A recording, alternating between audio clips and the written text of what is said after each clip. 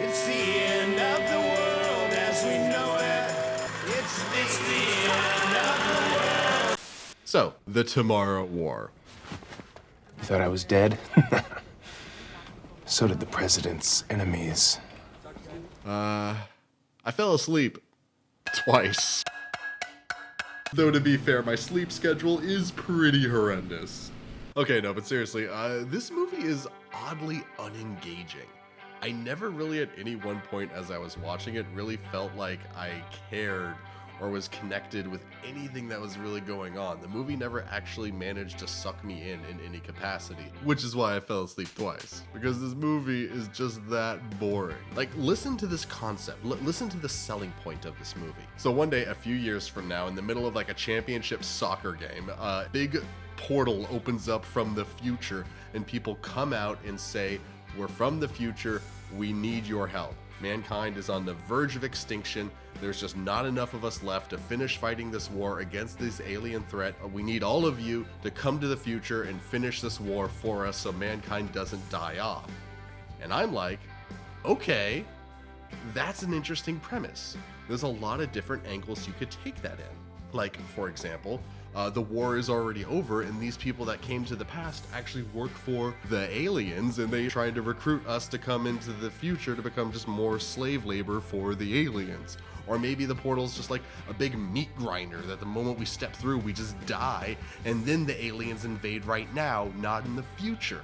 Or maybe in the future, like, the workforce has just gotten so much worse than it already is today that there's basically just rich people and dead people, and the rich people need people to do things for them because otherwise what's the point of being a rich people? So they come to the past and recruit a workforce for slave wages from the past. There's so much you could do with this type of story.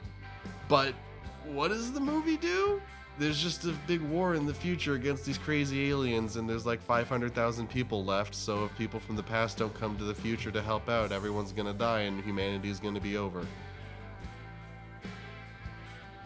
Okay. And I know it's not generally a great idea to review a movie for what it could have been instead of for what it is, but this just feels like such a wasted potential. Like, there's just so much more that could have been done with this movie and would have actually made it engaging, would have made it kind of fun, would have made it different, as opposed to just feeling like a dozen other different movies. Like, this feels like Loki if the TVA wasn't the bad guys. Like, how boring does that sound? It's Starship Troopers if there's not that satirical bent to it. So instead of showing everything in this over-the-top cartoonish mocking fashion, it showed it all very straight-faced, not winking, very po-faced, I guess I should say. Two different faces, both of them negative. That's what this is. This movie is Starship Troopers the movie done wrong.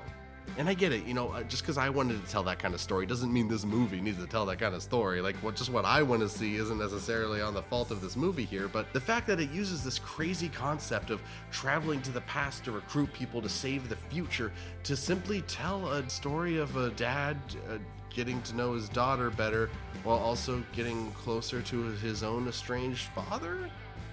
I just feel like those weren't the best analogs to drive us through this narrative.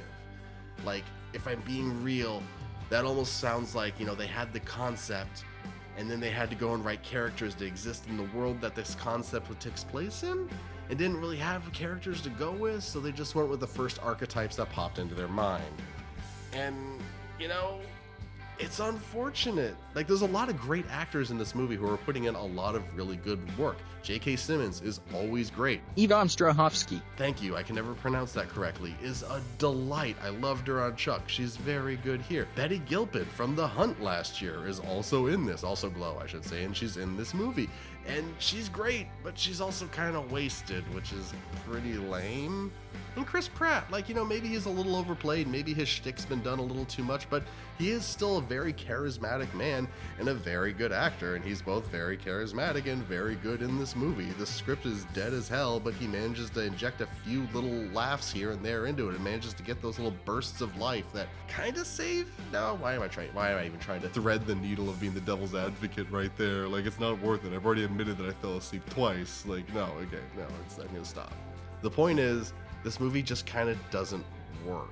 like beyond like maybe satisfying that base level of man shoot alien fun. And if that's what you're looking for, like, hey man, all power to you. I'm doing this off the cuff right now because that's fun for me. I'm doing me and you do you, buddy. But look, whatever, that's enough rambling from me. What about everyone out there watching me just kind of go off the cuff on this movie right here? It's even been 4 days since I've watched the movie. That's kind of another element maybe I should mention. I wanted to see how much of this movie would stick with me over time. The answer is not much. But if you've seen it, please let me know what you thought. Give me a shout down below and a like and a comment, and I already said that, but a subscribe and a bell thing too. Why not? We all gotta support each other out here on the interwebs, right?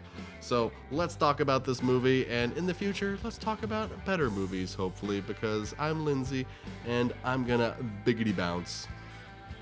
God, I sounded extremely white when I said that.